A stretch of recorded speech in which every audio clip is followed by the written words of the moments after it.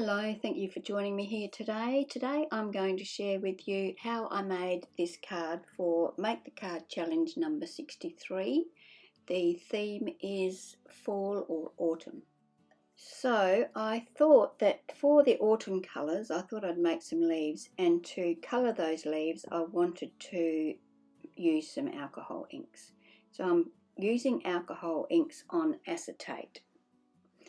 I have got an assortment of colours that I'm going to use, and most of the colours I'm using are Papermill brand, so they're from Riot Art, and I'll put a link in the description box below so that you can go and check them out. I find them to work really well, and they're quite well priced, so yeah, check them out if you're interested in some alcohol inks, and they do have lots of colours. So I'm using one Adirondack, or however you pronounce that, called Cranberry.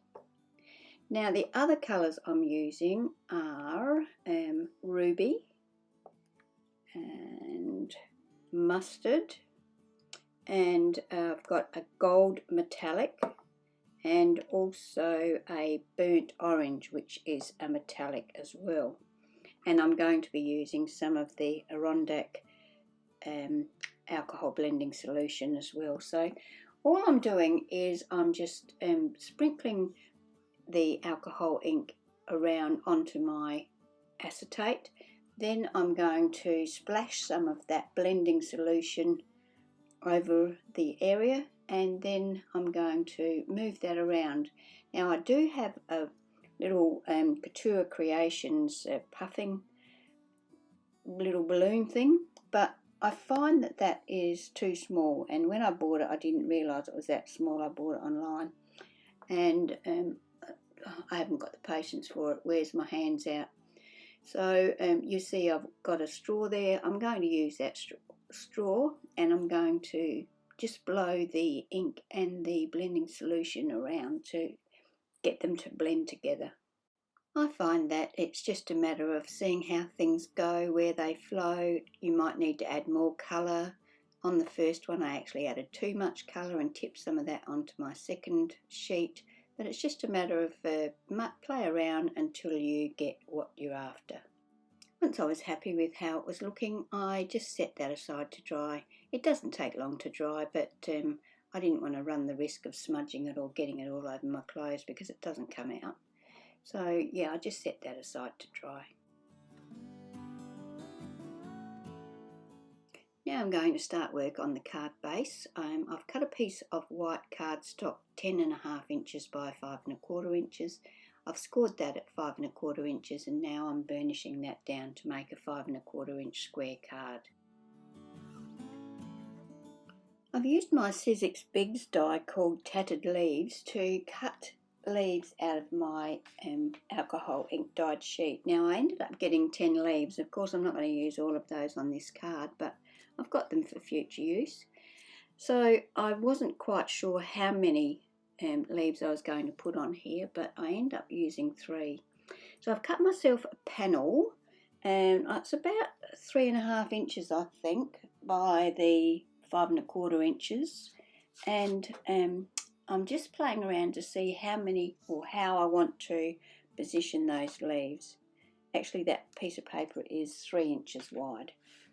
So I'm just having a bit of a play around here to decide how I want my leaves to sit, and then I'll use my art glitter glue to attach those leaves to my white panel. I have also inked around the edge of that white panel. To be honest with you, I've got sneaking suspicions that this art glitter glue or any glue is not going to attach my vellum very well. Not vellum, acetate. So I will have to do a bit of investigating to find out exactly what glue or how I should attach these to my page. But at this point in time, I'm going to use the art glitter glue to put them in place.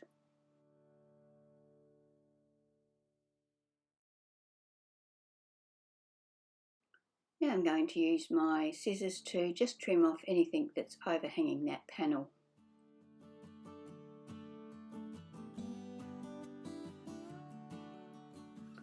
Now I've cut 2 strips of rust coloured cardstock about 1 inch wide by 5 1/4 inches long, and I'm going to use my art glitter glue to attach those to the 2 long sides of my white panel.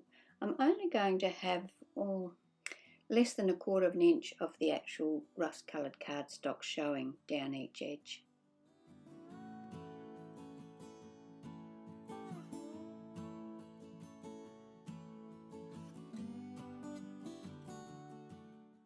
Before I add my panel to my card front, I'm going to attach some scrap cardboard to the back of it.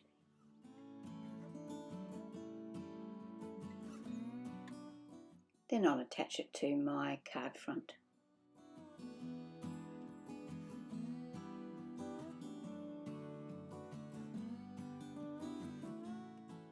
This is a fairly simple card, so I am going for a simple sentiment. It says "for you," and it came out of my little container of sentiments that I keep that are already pre-cut. Looks like it's a branding strip off of a piece of pattern paper. So I've trimmed that down, and now I am matting it onto a piece of the same rusty coloured cardstock that I used down the edge of my panel. And then I'll add a little bit of that cardboard to the back of that, and then attach it to the front of the card. So that's my card for today. I will put a link in the description box below to the challenge at Make the Card Challenge number 63. So pop over and check that out. I'll also put links to the products I have used. It's a nice, clean, simple card, and can be used for any occasion, I think. So once again, thank you for joining me here today, and I hope that you can join me when I post my next video.